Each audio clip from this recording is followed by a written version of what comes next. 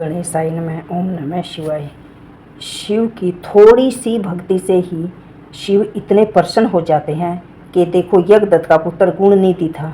गुणनिधि ने भूख प्यास के मारे मंदिर के सामने बैठकर उसका जागरण देखा, पूजा अर्चना देखी। सिर्फ उसके ही फल से भगवान ने उसे कुबेर बनाया, जो कि ये गुणनिधि था और यज्ञदत्त का पुत्र था।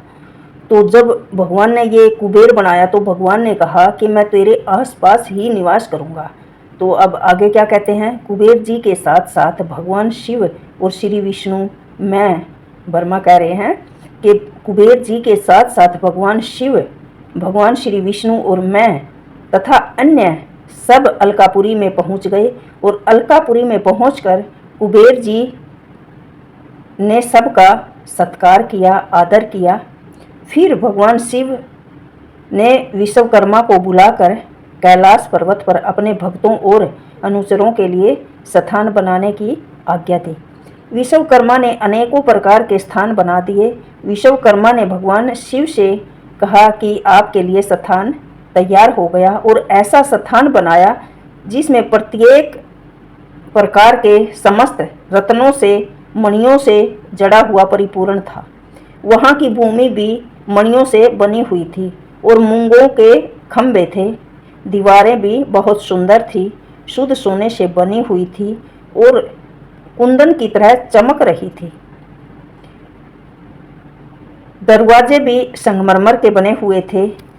भवन के बीच में मध्य में भगवान शिव के बैठने के लिए जो स्थान बनाया गया था वह भी रत्नों से जड़ित था। अब भवन बनाकर तैयार हो गया था तो विश्वकर्मा ने भगवान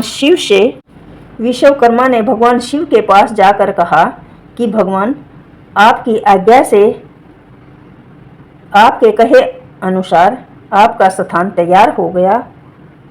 अब मुझे और आज्ञा दीजिए, क्या करना है।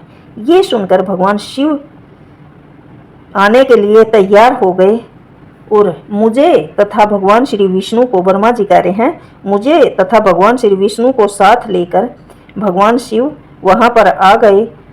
जब हम सब वहाँ पहुँचे तो महात्मा कुबेर ने भगवान शिव से कहा, हे प्रभु, हम सब लोगों की इच्छा है कि हम यहाँ आपका यथाविधि तिलक करें। हे कृपालु, हे शिव शंकर। तो श्री कुबेर जी की ये प्रार्थना सुनकर शिव ने कहा, जैसी आपकी इच्छा। हम सबको बहुत सुख प्राप्त होगा कि जब हम आपको तिलक करेंगे। तो ज्योति मुनि ने शुभ मुहूर्त भी निश्चय करवा लिया और भगवान श्री विष्णु से कहा कि अब तिलक का समय निकट है। ज्योतिषी ने कहा, इसलिए शीघ्रतापूर्वक आप स्नान कर लीजिए। कुबेर ने शिव से कहा। भगवान शिव ने हमारी प्रार्थना स्वीकार कर ली। उसी क्षण समस्त तीर्थों से जल लाया गया और मैंने, वर्मा जी कह रहे हैं कि मैंने तथा भगवान विष्णु ने शिव को मल कर नुवाया, स्नान करवाया, वस्त्र आदि आभूषण रत्नों से जड़ित सुंदर सिंहासन पर बिठाया। वेद ध्वनि आरंभ हुई, घंटा, शंख, सभी बाजे बजने लगे, अप्सराएं नृत्य करने लगी। सभी और आनंद ही आनंद हो गया। सब ने यथाविधि भगवान का पूजन किया और उन्हें नाना प्रकार की भेंट दी गई, नाना प्रकार की दान दक्षिणा दी गई। सबसे पहले महात्मा कुबेर ने भगवान शिव का पूजन किया, उसके पश्चात मैंने, विष्णु ने और उसके सभी पार्षदों ने, और फिर ऋषि मंडल ने शिव का पूजन किया। उस समय चारों ओर धन्य धन्य का ही शब्द गूंज रहा था। कोई नृत्य कर रहा था, तो कोई गा रहा था, तो कोई स्तुति कर रहा था। सबसे पहले भगवान विष्णु ने शिव की इस प्रकार स्तुति की, भगवान आप आदि और अंत से रहित हैं। आपकी स्तुति करने में वेद भी असमर्थ हैं। आपके प्रभाव से मैं प्रभावित हूँ। आप घट घट में वासी और अंतर्यामी हो। इसके पश्चात तमाम मुनियों ने इसी प्रकार स्तुति की और अपना अपना आनंद प्रकट किया। देवताओं की स्तुति सुनकर भगवान शिव ने कहा, हे देवगणों, मैं तुमसे बहुत प्रसन्न हूँ। अब आपकी जो इच्छा हो वर मांगो। भगवान शिव के वचन सुनकर देवमंडल ने कहा, आपको प्रसन्न देखकर हम सब बड़ा आनंद प्राप्त कर रहे हैं। हमें केवल आपकी भक्ति की इच्छा है। हे प्रभु, आप सदा दुष्टों से हमारी रक्षा करते रहें। वेदों ने आपको जगन्माता तथा जगत पिता कहा है। इस प्रकार कहकर देवता शांत हो गए।